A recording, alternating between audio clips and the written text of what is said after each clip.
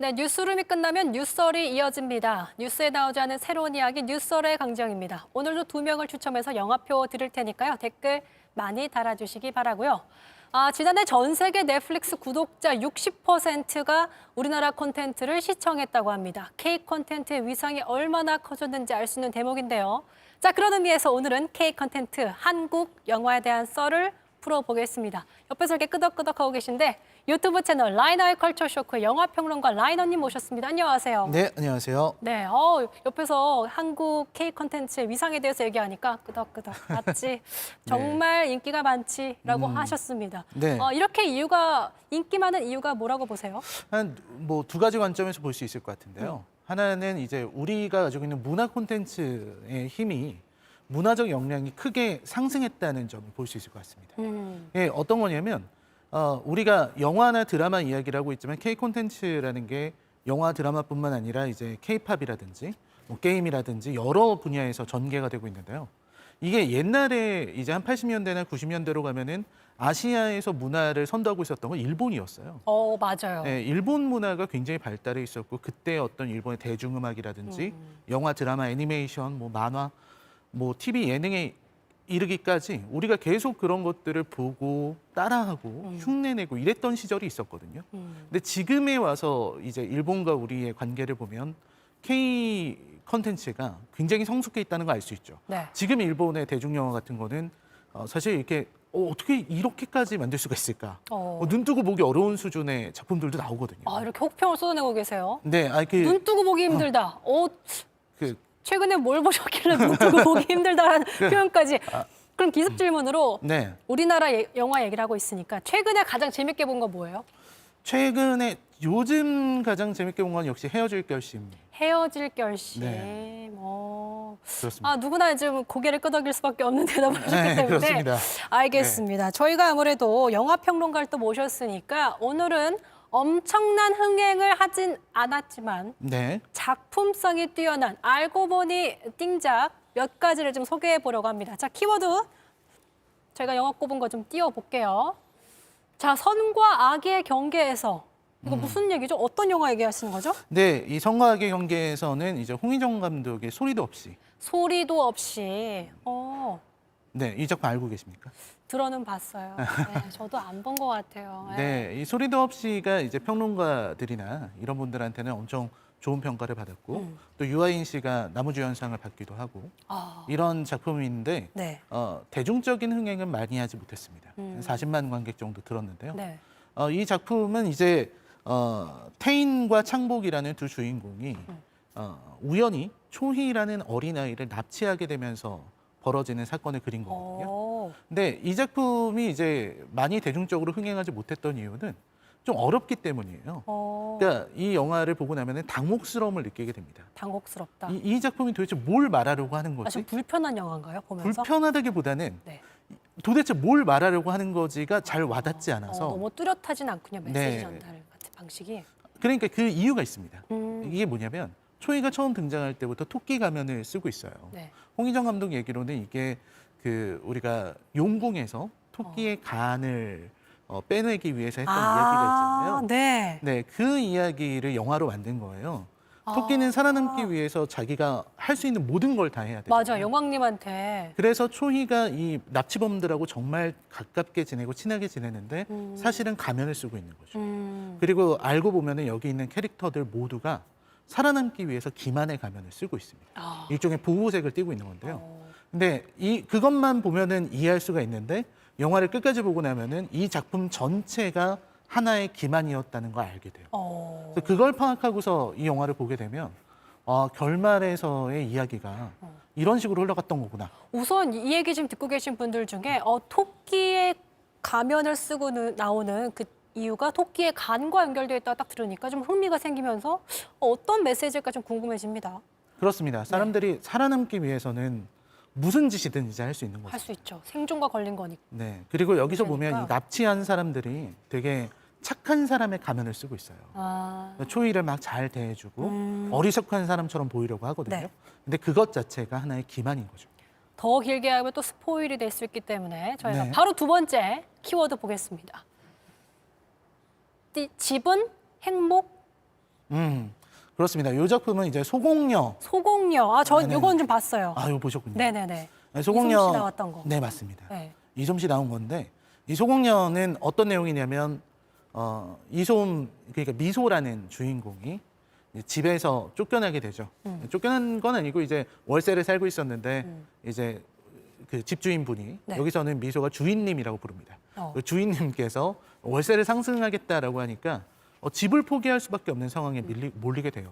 그래서 잠시 이제 집에서 나오게 되니까 친구들 집, 예전에 같이 밴드를 했었던 밴드 친구들 집을 하나하나 찾아가면서 거기서 전전하는 이야기를 담았거든요.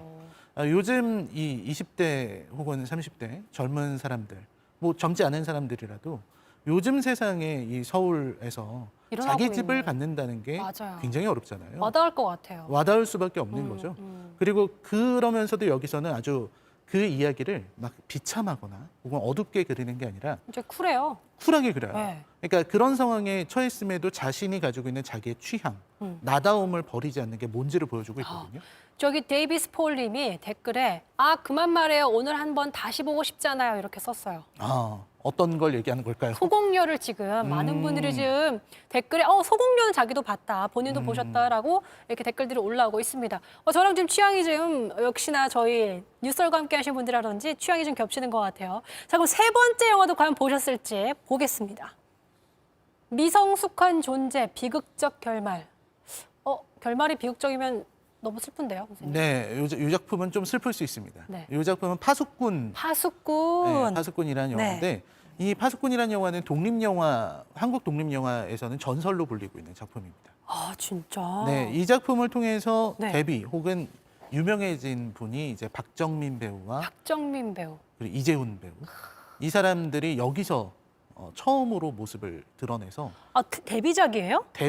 뭐 그 전에 데뷔작이 있었을 수 있지만 출세작이라고 봐야겠죠. 출세작. 네, 거의 데뷔작. 네네. 그래서 이 작품을 통해서 이 두 배우가 세상으로 나오게 됐거든요. 그만큼 이제 잘 만든 작품이고 대신 내용 자체는 좀 어둡습니다. 그러니까 그때 당시에 청소년들이 살아가는 어떤 삶의 방식을 그린 거기도 하고 또 이제 기태, 이재훈 씨가 연기한 게 기태거든요. 네. 이 기태라고 하는 캐릭터가 가지고 있는 어떤 어둠에 대해서 그리고 있어요. 기태가 그 스스로 사망한 장면에서 시작이 돼요. 그래서 아버지가 왜 내 아들은 왜 죽었을까? 이걸 찾기 위해서 이 기태와 친했던 친구들을 찾아다니면서 기태가 어떤 상황이었는가를 보게 되는 거예요. 근데 결국 이 기태라는 친구가 그렇게 외롭고 그리고 폭력을 통해서 친구 관계를 유지하려고 하는 그 모습이 사실 기태가 가지고 있는 어떤 가정 환경과 그리고 그런 아이들에게 차가운 시선을 보낼 수밖에 없는 세상? 사회적 분위기 이런 것들을 아주 잘 다루고 있는 보다 수작이죠. 보면 좀 설득이 되는군요. 설득됩니다. 그럼 제가 알기로는 두 분 다 한예종 출신인 걸로 알고 있는데 네, 두 분이 합쳐서 의기투합해서 독립영화를 찍었는데 이게 또 전설로 남았군요. 그렇습니다. 전설의 전설의 작품이죠. 독립영화 굉장히 끌립니다. 저 독립영화 좋아하거든요. 네. 봐야겠다는 생각이 또 듭니다. 자, 숨은 명작들 중에 최고로 근데 유명한 작품으로는 지구를 지켜라. 2003년도 신하균 씨 나왔던 거. 포스터가 아직도 생각나요. 그렇습니다. 네, 이거 맞아요. 네, 저 문제의 포스터인데요. 네. 네, 이 작품이 지구를 지켜라. 이 작품은 2003년에 장준환 감독의 작품인데 맞아요. 2003년에 한국 영화의 르네상스라고 할 수 있는 시기예요. 그러니까 우리가 아까 K 콘텐츠의 힘 이 얘기를 했었는데 그 르네상스 시절부터 한국 영화가 발전할 수 있었던 거고요. 그때 이제 올드보이라든지 살인의 추억이라든지 처음으로 1,000만 관객을 넘었던 실미도 와, 뭐 이런 작품들이 진짜 다 르네상스네요. 그렇죠. 2003년에 다 있어요. 근데 그때 지구를 지켜라가 나왔는데 문제는 이 작품이 너무 시대를 앞서가 버린 거죠. 외계인에 대한 이야기인 것처럼 보이면서도 어떻게 보면은 약물 중독자 아닌가 싶은 그 주인공이 가지고 있는 이 이야기들이 보다 보면은 이게 블랙 코미디라는 걸 알게 되거든요. 완성도가 굉장히 높았는데 흥행이 완전히 실패했습니다. 네, 너무 크게 실패해서. 근데 그 뒤로 너무 많이 회자되고 있는 작품이잖아요, 이거. 그렇죠. 저 비운의 연극도 봤어요. 그렇습니다. 네. 저도 항상 언급하는 작품이거든요. 저주받은 걸작이다. 이렇게 얘기를 하는데. 어떤 부분이 좀 가장 좀 라이너님의 마음을 샀어요? 산 부분은 역시 이 작품이 가지고 있는 이 메시지, 이 부분인데. 근데 이 문제가 뭐냐면 이 마케팅 실패라고 좀 보여요. 이 포스터가 이게 보고 싶어지는 포스터가 아니거든요.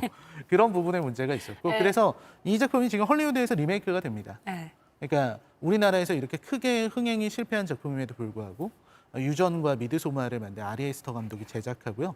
장준환 감독이 이 감독을 맡아서 헐리우드판으로 리메이크를 한다 그래요. 그럼 약간 호러틱하게 나오는 거 아니에요? 그 감독의 전작들이 약간 좀 다. 아 근데 뭐 그분은 이제 제작자고 감독 자체는 장준환 감독이 장준환 감독이 하시니까. 네, 헐리우드판에서. 알겠습니다. 그래서 그 정도로 좋은 작품이다.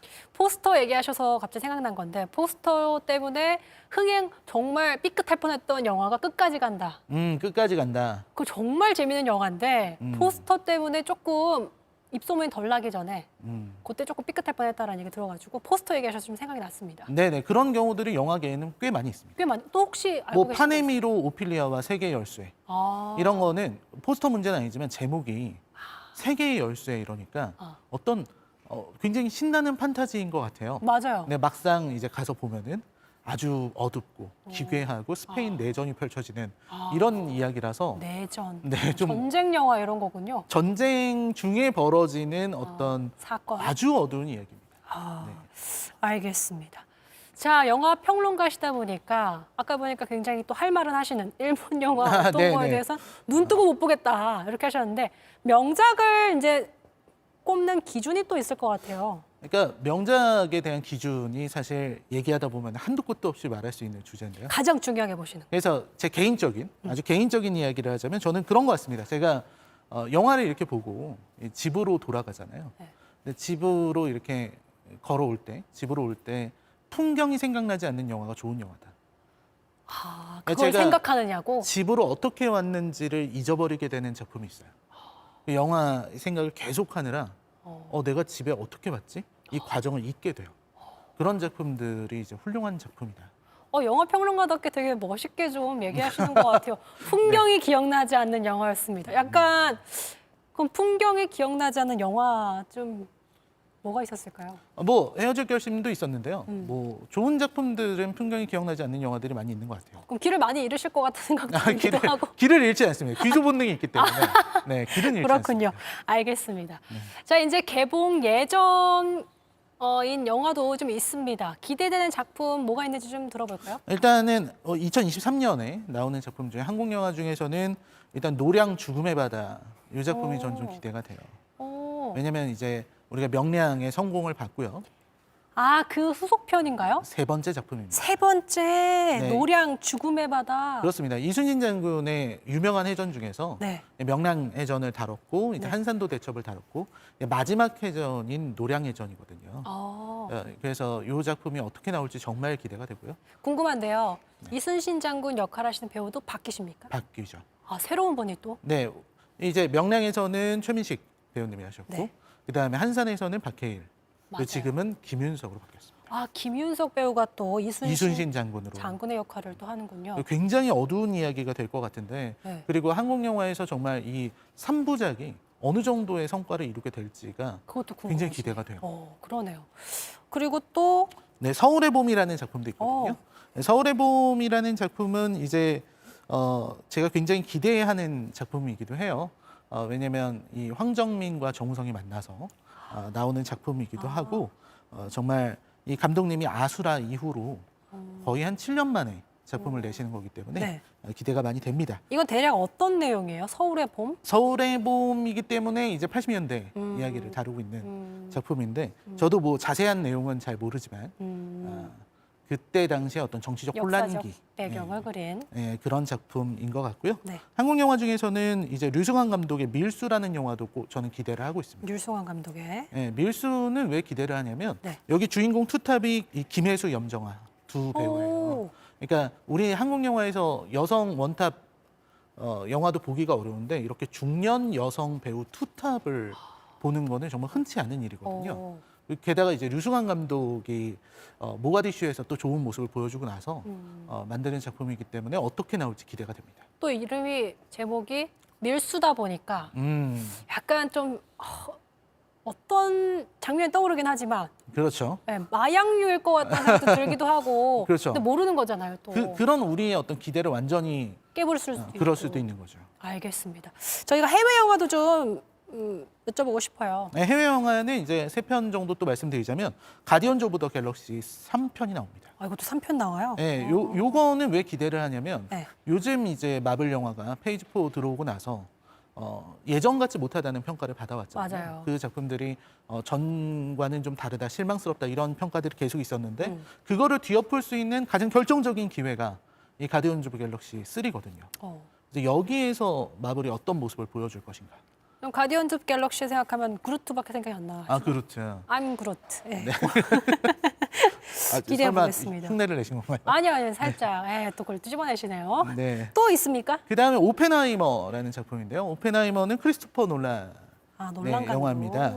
그래서 기대가 많이 되고요. 이게 줄리어스 로버트 오펜하이머라고 핵무기 개발했었던 2차 세계대전 이후에 그 인물을 그린 건가요? 네, 그 이야기를 다룬 작품이라고 해요.